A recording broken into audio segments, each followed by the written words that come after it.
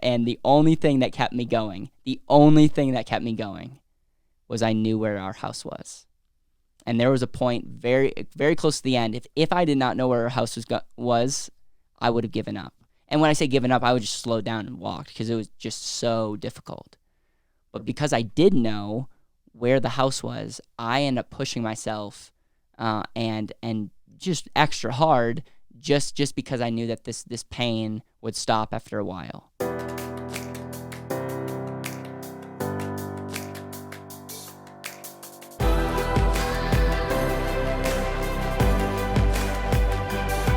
This is BetterWealth with Caleb Guilliams. Hey everyone, welcome back to another episode of the BetterWealth podcast. And in today's episode, I'm going to talk about the importance of knowing where your home is.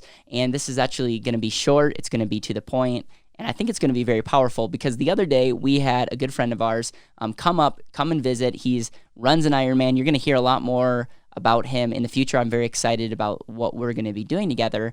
But the point is, he did two things while he was here as it relates to making me do physical activity. Number one, he got me to commit to doing a half marathon next year, which kind of like made me, I'm going to do this.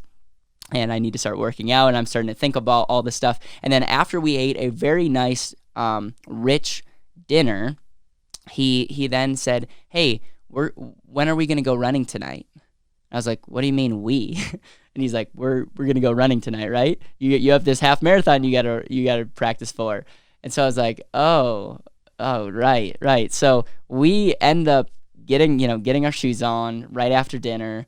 And we took this route, which is like a 2.3 mile route. Now, full disclosure, I am semi-fit. Like, okay, I don't know. I'm going to get comments on this.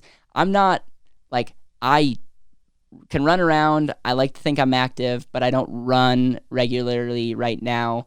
And so, like, I'm not in shape, but I'm not, like, I'm stay pretty active every day. The other thing that I want you to know is we live in Denver, Colorado, and so there's not a lot of air up here, and running a long distance, can be rough, as I'll share with you in a second. And the third thing is we just ate a meal, and I think it's very common to, like, it's not necessarily smart to go running right after you eat. So this was definitely not the perfect storm, and as I'm going to relate this to money, I think a lot of people go out, maybe get inspired, they might want to do something, but they're not prepared, and so there's something by, reflecting back.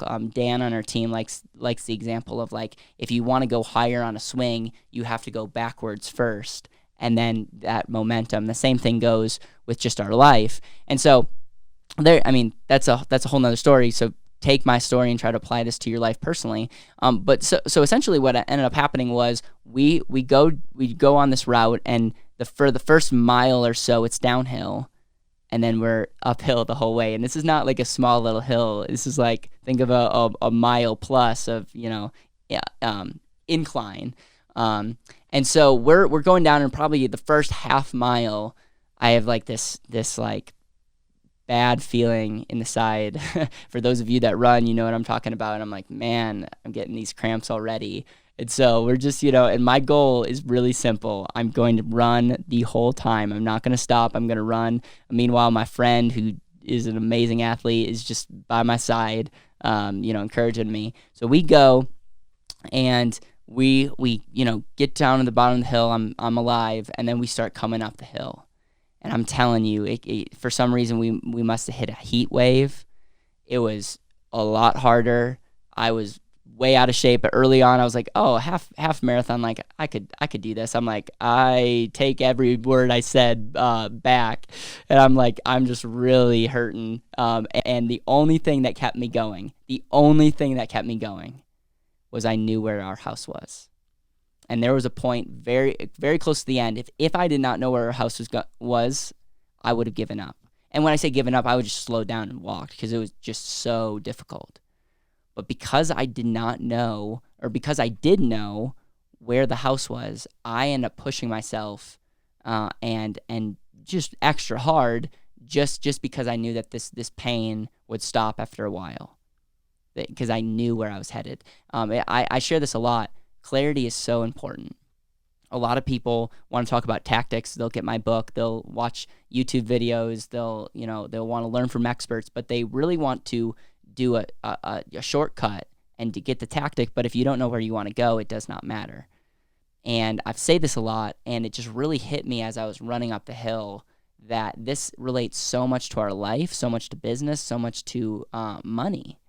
A lot of you, if you don't know where you're actually going or what metric success has, if you don't know where your house is as it relates to your wealth, then all these things can get super overwhelming, especially if you're listening to this and you're trying to pay off debt right now, or if you're trying to commit to a strategy, and if the strategy takes discipline and you don't actually know where you want to accomplish. It's like me running around and not knowing where the finish line is.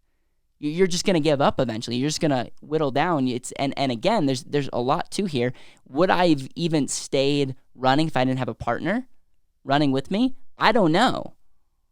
So there's a lot to this story. I didn't even think about this as I was recording. Like, I actually had accountability by my side, but I knew where I wanted to go, and I had someone with me that could encourage me. And that was a perfect combination for me not stopping running through the pain and getting to the house. So the question I have for you today is, do you know where you want to go? Do you know where your house is at as it relates to this story? And are you running with somebody? This is not a pitch for BetterWealth. Yes, we have a team. We love to serve people. We are a huge fan of community and running with people, helping people live more intentional lives. But I'm saying, is your spouse aligned? Do you have an accountability partner? Is your business partner aligned? Do you have someone that's helping you with money that can run alongside you? And so, again, hopefully this can just help you think, help you reflect. And I just hope that you have an amazing week, that you have an intentional week, and that you can take my story, my pain, and live more intentionally. Thank you so much for listening to the BetterWealth podcast. It would mean the world to me if you could hit subscribe, leave a review, and share this with the people that you know and love.